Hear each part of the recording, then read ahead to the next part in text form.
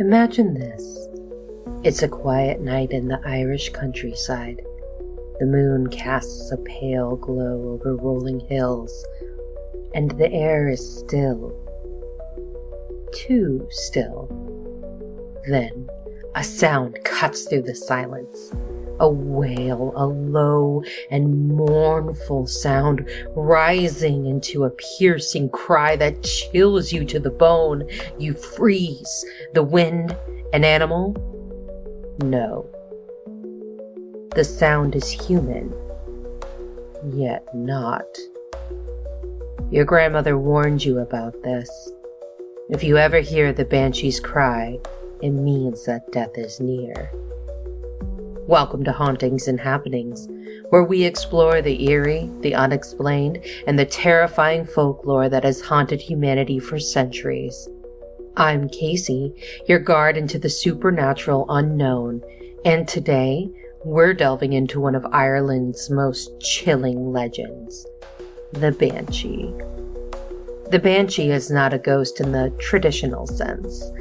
She doesn't haunt a specific location, nor does she seek revenge. Instead, she is a messenger, a harbinger of death, her sorrowful wail serving as a warning of an impending loss. But who, or what, is she really? A fairy? A lost soul? A goddess who has faded into myth? In this episode, we'll explore the origins of the Banshee, her role in Irish folklore, real-life encounters, and what she represents in a broader cultural and feminist context. So, dim the lights, settle in, and listen carefully, because if you ever hear the wail of the Banshee, it may already be too late. To understand the Banshee, we have to go back, far back, into the mists of ancient Ireland. Before modern cities, before castles, when the land was ruled by kings and clans, and the veil between the living and the dead was said to be thinner than it is today. The name Banshee comes from the Irish Banshee, meaning woman of the fairy mounds. According to what is a Banshee, this directly links her to the Ice Sea, the supernatural race of fairies and spirits who were once believed to be gods, the Tuatha De Danann. When the old gods of Ireland were defeated, they didn't disappear. Instead, legend says they retreated beneath the earth, becoming the fairy folk, still watching over the human world from their hidden mounds. Some believe the Banshee is one of these ancient beings, a guardian tied to certain families, mourning their dead before they even pass. Others say that she was once a mortal woman, cursed for her sorrow, doomed to wail for eternity. The first written records of the Banshee date back to medieval Ireland, when professional mourners, known as keeners, were hired to wail at funerals. In the Irish Banshee and her lament, it's noted that keening was not just a ritual, but an art, passed down through generations. These women would sing grief into existence, their voices carrying sorrow into the afterlife. But over time, this practice fell out of favor. The Catholic Church viewed it with suspicion, associating keeners with paganism. Some were even accused of witchcraft. Others were said to have taken payment in alcohol, further tarnishing their reputation. And so, as the role of the keener faded, the legend of the Banshee grew. No longer just a mourning woman, she became something more, something otherworldly. In the wailing Irish Banshee ghost, some accounts describe her not as a harbinger, but as a protector, ensuring the soul of the dying would pass safely but to the other world. But others take a darker turn. Some say she appears only to those of Irish ancestry, following families with names like O'Brien, O'Neill, and O'Connor. Others whisper that if you see her, rather than just hearing her, it means you, not just a relative, are the one marked for death. She isn't just an Irish phenomenon. Similar figures exist in folklore across the Celtic world. The Banshee, the wailing fairy woman of Ireland, compares her to the Scottish Bean Nye, a washerwoman seen scrubbing bloody clothes at a river, an omen of an impending fatal battle. In Wales, there's the Cíaraith, a spirit whose mournful cries predict disaster. Even in Brittany, France, the Cíaraithnos, the night washers, are said to do the same. So, who is the Banshee? A goddess in mourning? A cursed soul? Or simply the echo of long-lost tradition? Whatever the truth, her legend has endured. And as we'll see in this next section, her presence is not just ancient history. Even today, people claim to hear her cry in the night.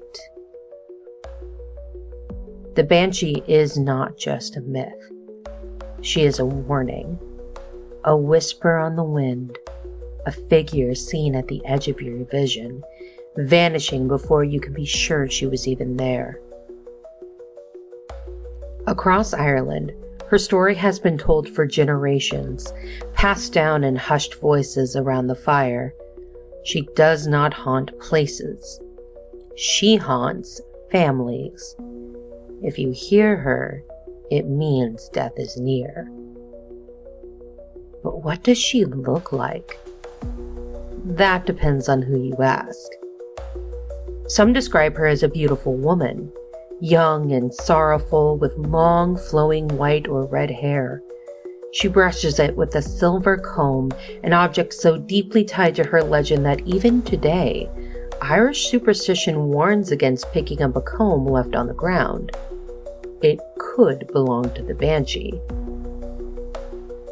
In the legend of the Irish Banshee, this image is linked to ancient Celtic goddesses like the Morrigan, a powerful figure of fate and war who was also said to foretell death. Could the Banshee be a remnant of this older, more fearsome deity? But others claim she is far from beautiful.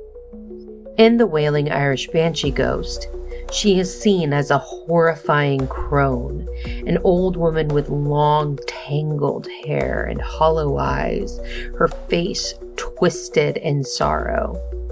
Dressed in black or green, her fingers gnarled, her mouth wide as she screams. This version ties her to the Cailleach, the ancient hag spirit of winter and death. And then there's the washerwoman at the ford. In the Banshee, the wailing fairy woman of Ireland, she appears by a river, washing blood-stained clothes, sometimes those of the person who is about to die. In Scotland, she is known as Bean Niag, and she is more than an omen. She is a question. If you are brave enough to approach and ask whom she mourns, she may tell you. And sometimes, just sometimes, you can escape fate. Even her cry is debated. Some say it is a low, sorrowful keening, the sound of a mother weeping for her child. Others claim it is a piercing shriek, so sharp it shatters glass, sending animals into a panic. In Shriek Song, A Brief History of the Banshee, by Bethany Wren, it is described as both heartbreaking and terrifying, so deeply mournful that it lingers in the air long after it stops. But what is perhaps most unnerving is that those who hear it rarely see her. She does not need to show herself to be feared. And do you believe in the Banshee? Accounts of unexplained wailing in the Irish countryside persist even in modern times. A cry with no source heard by multiple witnesses, always followed by news of a death. So the question remains, does the Banshee exist? Or is she merely an echo of grief, a phantom born from centuries of loss? One thing is certain. If you hear her cry, it is already too late. The Banshee is more than just legend.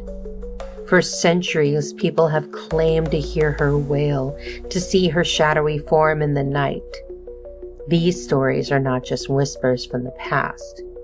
They persist even today. Some say she only appears before the death of great families, her cry a herald of loss. Others claim she follows Irish blood, no matter where it may travel. And then there are those who say she appeared to them, but no one died at all. Let's step into the eerie world of first-hand encounters with the Banshee. First, the Lady Fanshawe encounter, a 17th century ghostly visitation. One of the most famous recorded accounts of a Banshee sighting comes from Lady Anne Fanshawe, an English noblewoman who visited Ireland in the 17th century. In The Irish Banshee and Her Lament, Fanshawe described an experience so chilling that it has endured in written history.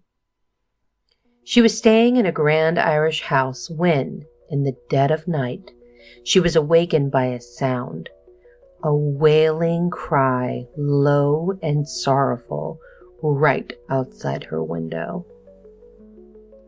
Curious, but unsettled, she peered out, and there, in the moonlight, she saw a woman. The figure had long, fiery red hair and a flowing white gown. Her face, pale and drawn with grief, contorted as she sobbed. Before Lady Fanshawe could react, the woman vanished into thin air. The next morning, Fanshawe recounted the strange vision to her hosts, only for them to turn pale. A family member had died in the night. They had not told her before, but now they were certain. What she had seen was the Banshee. For centuries, certain Irish families have claimed to have their own Banshee, a spectral mourner who cries the signal of death of one of their kin. These families, often of noble lineage, did not fear the Banshee the way others did. They knew that she was not an omen of doom, but rather a guardian of grief, ensuring the dead were properly mourned. Many of these tales have been passed down through generations. There are some of the most well-documented encounters with the Banshee, tied to Ireland's oldest and most powerful bloodlines. Then there's the Banshee of the O'Briens, a legacy of mourning. In Banshee, Ireland's folklore and traditions, another famous case centers around the O'Brien family, one of Ireland's noble houses. It is said that the Banshee has followed their lineage for centuries, her cry heard before the passing of every head of the family. One account from the 19th century tells of an O'Brien patriarch who fell gravely ill. His family, knowing the legend, listened in dread for any sign of the wailing woman. And then, on the eve of his death, she came. Her cry rang across the land, heard by servants, villagers, even travelers on the road. The sound was described as an unearthly mix of sorrow and warning, neither human nor animal. The man died before dawn. The Banshee had kept her vigil. Unlike the O'Brien's mournful guardian, the Banshee of the Fitzgerald family was said to be something much more terrifying. According to historical accounts, before any great tragedy in the Fitzgerald lineage, a piercing scream would echo through their ancestral lands. One of the most chilling reports comes from the late 1500s, when the Earl of Kildare's wife woke suddenly to the sound of a blood-curdling wail. She described it as inhuman, louder than anything a person could produce. Her husband, dismissing the story as night terrors, went out on a hunting trip the next morning. He never returned. His hunting party was ambushed, and he was killed by a rival clan. In the years that followed, others in the Fitzgerald family claimed to hear the Banshee scream before unexpected deaths. But unlike the O'Briens, they did not see her as a protector. To them, she was a curse, a phantom that delighted in their misfortunes. Few stories of the Banshee are as detailed as the one tied to the O'Neill family. It is said that the O'Neill Banshee had her own room in Shane's Castle, an ancestral stronghold in County Antrim. The family referred to her as Maveen, and she was both feared and revered. According to first-hand accounts, her presence was not always unwelcome. Some claim she could be heard softly weeping before her death, while others believe she left impressions on her bed, as if she had been lying there in mourning. One of the most unsettling incidents occurred in 1650, when Sir Daniel O'Neill, a military leader, was preparing for battle. On the eve of his departure, his servant heard a woman sobbing inside Maveen's room. They knocked. No response. When they entered, the room was empty, but the bed was unmade, as if someone had just been sitting there. The next morning, news arrived. Sir Daniel had been killed in combat. From that day on, no one entered Maveen's room without permission, and it remained untouched for generations. The O'Connor Banshee was known for appearing as a washerwoman, scrubbing blood-stained clothes in a river before a death in the family. One of the most infamous sightings occurred in the early 1700s, when a young O'Connor heir saw a pale woman kneeling at the edge of the water. She was washing a white tunic, though the river was dry that season. When he approached, she looked up, and he saw that her eyes were red with tears. He ran back to tell his father, who dismissed the sighting as superstition. 2 nights later, the father suffered a sudden heart attack and died in his sleep. The tunic he had worn earlier that day, white, with small red stains on his sleeve. By the 1800s, belief in the Banshee was fading, yet reports of her continued. One of the last recorded noble family sightings was in County Limerick, where the O'Grady family's Banshee was said to have appeared in their gardens. A housekeeper, on her way to retrieve water one evening, claimed to have seen a woman standing near the old oak tree. She described her as tall, with long silver hair, dressed in a tattered green cloak. Thinking it was a lost traveler, the housekeeper approached, only for the figure to vanish before her eyes. That night, the patriarch of the family died of a sudden fever. After the funeral, the housekeeper never spoke of the vision again. These stories, passed down and recorded, show an eerie consistency. This wailing spirit has persisted through time, bound to bloodlines as if mourning them herself.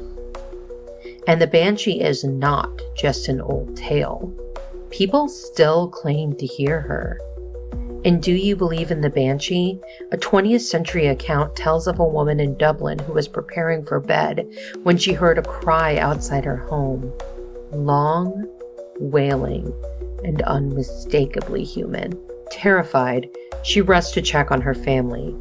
Everyone was safe, the neighbors too, but the sound had been heard by several people on the street.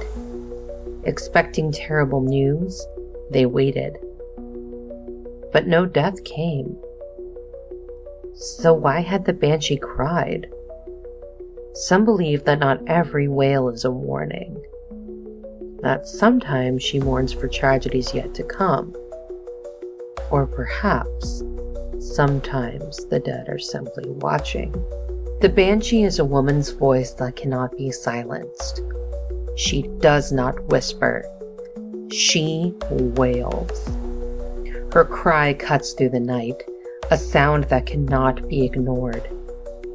But why is she feared, and why across cultures do we so often turn women who grieve, who rage, into something monstrous?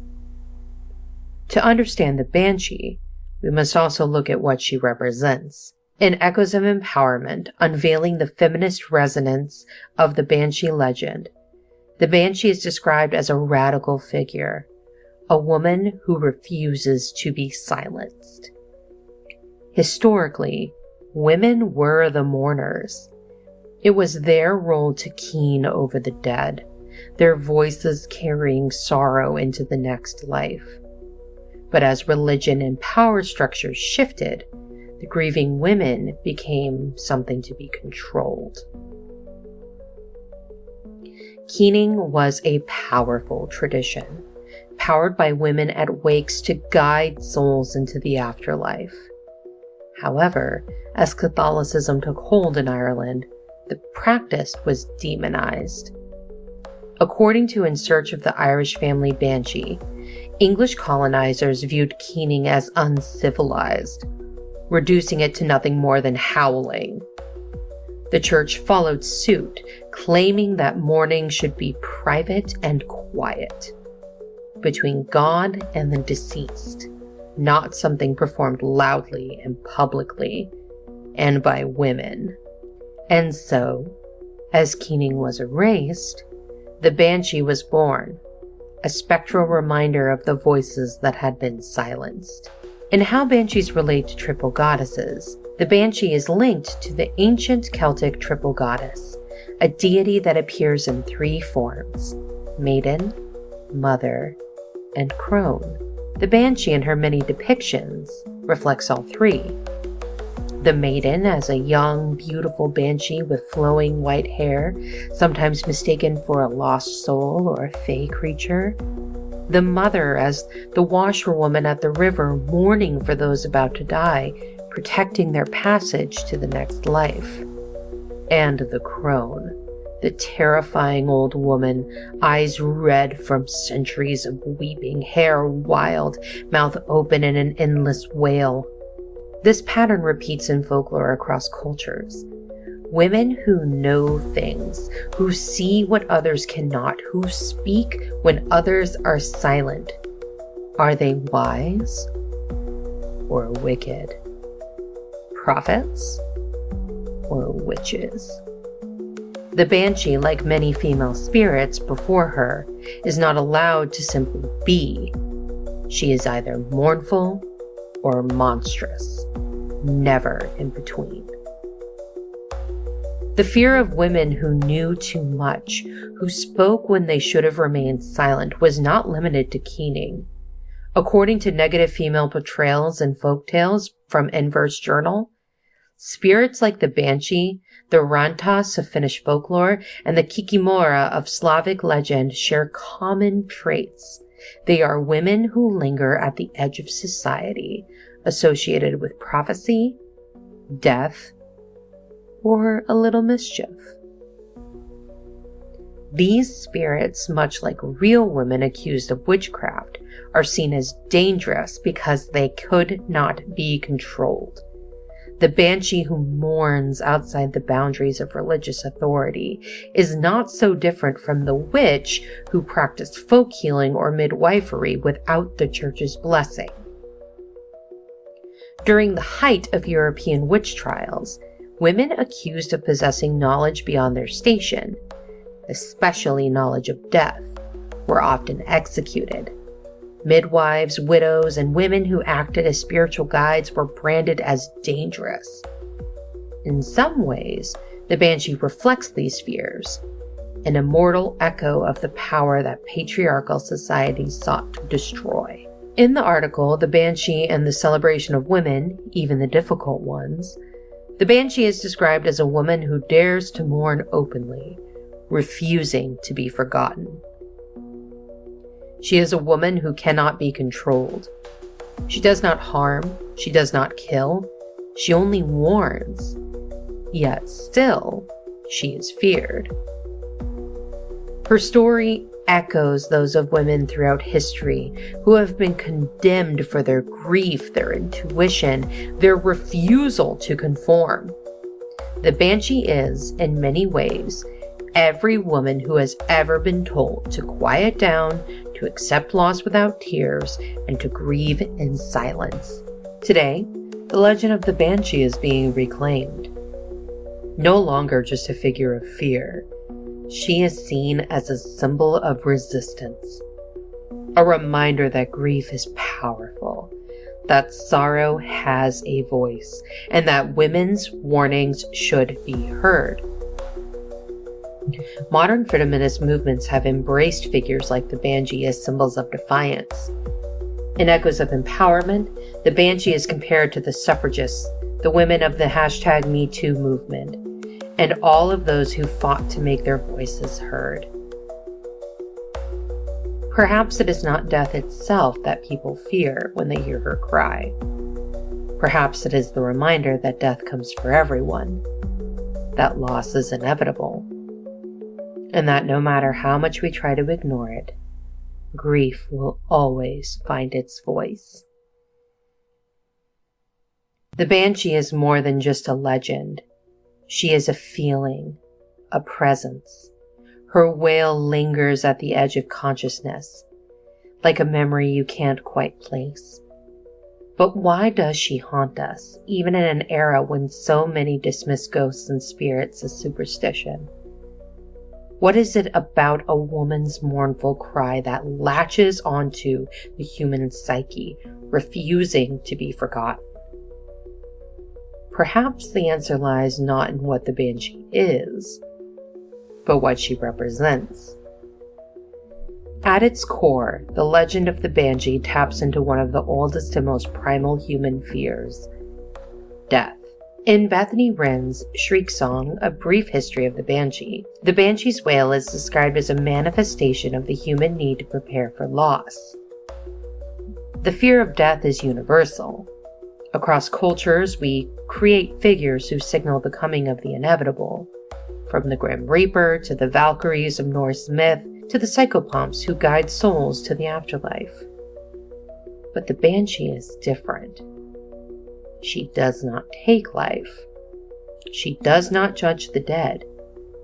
She simply announces what is already coming. Her cry is not a warning in the sense that it can change fate. It is a lament, a sorrowful acceptance that death is part of life. Some psychologists argue that the Banshee's legend endures because it provides a sense of structure to grief. If death is unpredictable, chaotic, and cruel, then the Banshee gives it form, a voice, a presence, something we can face, even if we cannot change it. But what if the Banshee isn't just a legend? What if the wail that people hear is real, just not supernatural? According to Wailing Spirits, How Banshees Reflect an Ever-Changing View of Women in Society from Chapman University, many reported encounters with the Banshee could be explained by psychological and environmental factors. Here's how. The first is the power of expectation. The human brain is wired to seek patterns. If someone grows up hearing stories of the Banshee, their mind may create the sound in moments of heightened emotion, especially before or after a loved one passes. This is a known psychological phenomenon called pareidolia, where the brain perceives meaningful patterns like faces in clouds or voices in white noise, even when none exist. Second, there are auditory hallucinations in grief. Studies on bereavement hallucinations show that many people who lose loved ones experience auditory phenomena, hearing voices, footsteps, or crying, even when no one is there. Could the Banshee be an ancient explanation for a very human experience of loss. Third and finally, there's the natural sound phenomena. Many Irish landscapes feature open plains, cliffs, and howling winds, all of which create natural and eerie sounds. Certain weather conditions, especially before a storm, can create low-frequency infrasound, which has been shown to cause feelings of dread, unease, and even auditory hallucinations. Could the Banshee's wail simply be the wind shaped by the mind into something familiar and terrifying? So why do we still hear the Banshee? Maybe the Banshee is real. Maybe she isn't. But her cry is. It is heard in every moment of loss and every tear shed for someone who will never return.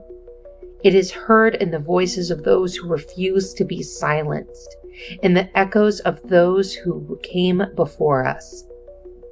It is heard in the stories we continue to tell generation after generation, century after century.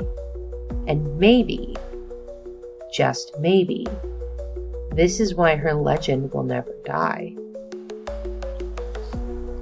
The Banshee has existed for centuries, her cry lingering in the winds of Ireland, but she is no longer bound to folklore. She has found her way into modern pop culture, transformed and reshaped by the stories we tell.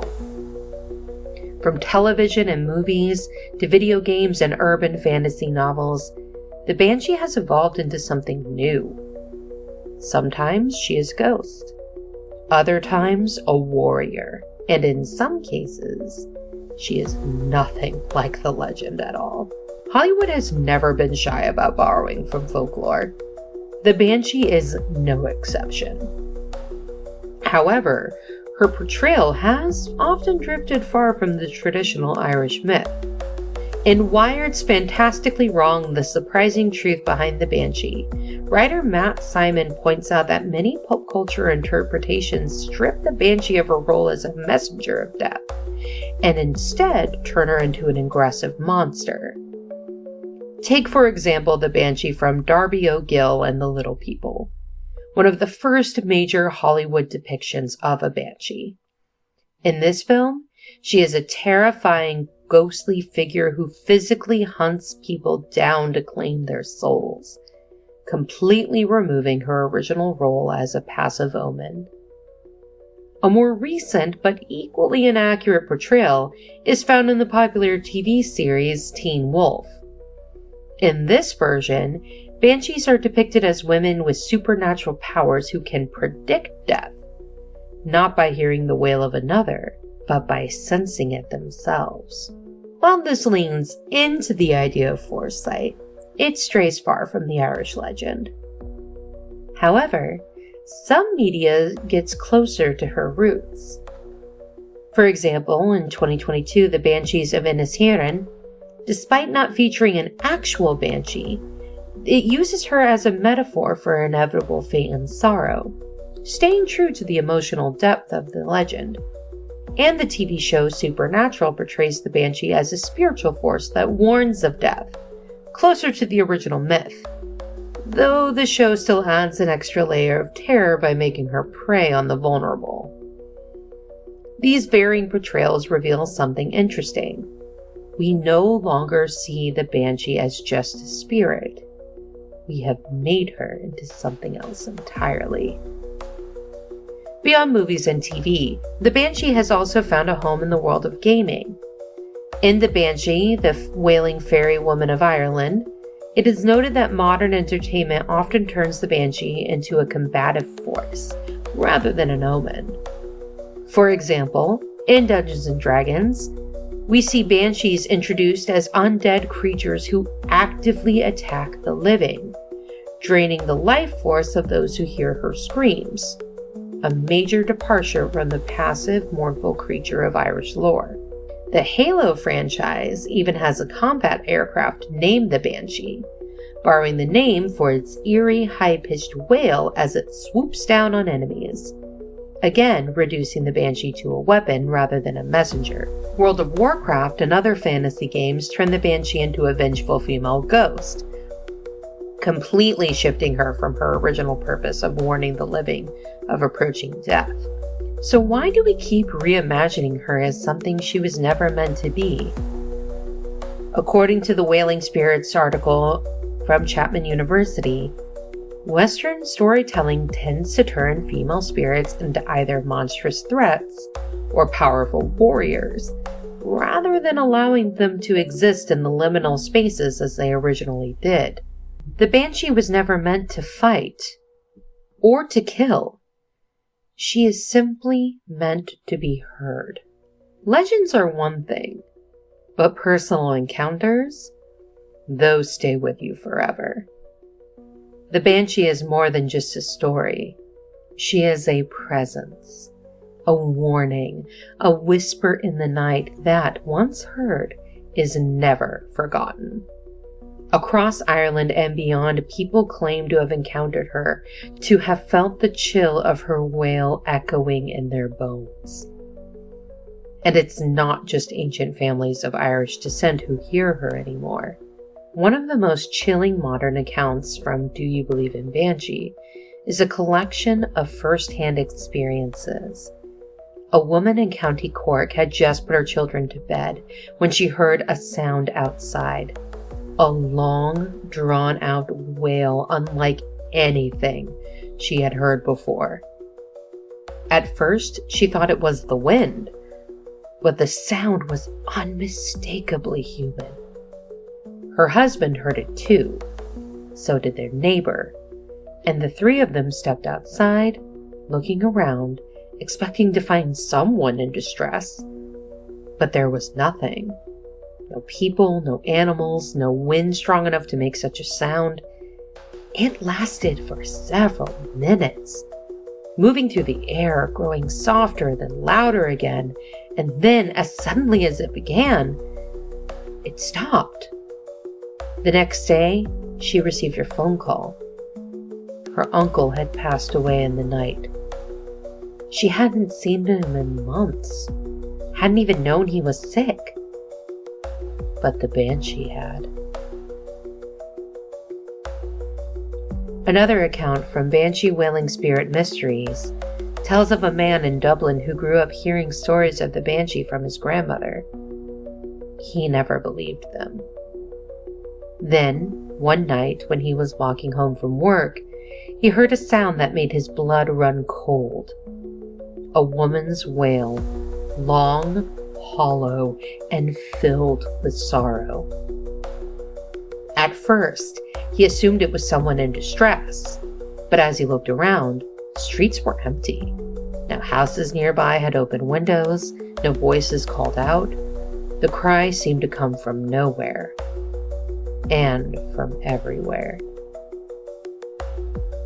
He sprinted home, told his wife. They waited for a phone call, for bad news. But nothing happened. No one died. For weeks he wondered, why had the Banshee cried if no one had passed? Then, 3 months later, he received a call about a close childhood friend he had lost touch with. She had died, alone in another country. He never got to say goodbye. Had the Banshee? Some say the Banshee does more than just wail. An account from In Search of the Irish Family Banshee describes a young woman in Limerick who was reading late one night when she heard knocking at her window. It was slow, deliberate, 3 steady taps. Thinking it was her brother, she got up to look. But when she pulled back the curtain, no one was there. Then, as she stood there, the knock came again. So she ran to wake her parents. They searched the yard, the road, the surrounding area. No footprints in the frost. No signs of anyone. The next morning, their phone rang. Her grandmother had passed in the early hours before dawn. The family never spoke of it, but she knew she had been visited. Stories like these are everywhere. Maybe you've heard a sound you couldn't explain, a cry that wasn't the wind, a voice that called out from the dark. Maybe you dismissed it. Maybe you didn't want to believe. But if you've ever heard a wail that sent chills through your bones, a sound that felt like it was meant just for you, ask yourself, did you hear the wind? Or did you hear her? The Banshee is more than just a ghost story. She is the echo of centuries of grief, a voice carried on the wind, a cry that has never truly faded. We have tried to rewrite her, to turn her into something she never was, a monster, a warrior, a villain, a ghost, but no matter how many times she is reshaped, the core of her legend remains. She does not seek to harm. She does not hunt or kill. She does not beg to be understood. She simply mourns. She cries because no one else will. Some say she is an omen of death, a messenger from the other world. Others believe she is the last remnant of a lost time, a whisper of Ireland's ancient goddesses, still mourning what has been forgotten. And perhaps, in some ways, she is both. Perhaps she is a warning, not of death, but of something greater. That grief is powerful, that sorrow must be acknowledged, that the voices of women, of those who have been silenced, can never truly be erased. The Banshee's cry has outlived kings and conquerors, empires and war, and still she wails. Perhaps she always will. Thank you for joining us on today's journey into the unknown. If you enjoyed this episode of Hauntings and Happenings, don't forget to subscribe, leave a review, and share it with fellow seekers of the strange. Got a story, theory, or a haunted hotspot you want us to explore? Reach out to us at our email, hauntingsandhappenings@gmail.com, and you might just hear it in a future episode. Remember, the world is full of mysteries waiting to be uncovered, and together, we'll keep searching. Until next time, stay curious, stay cautious, stay spooky, and of course, keep it weird.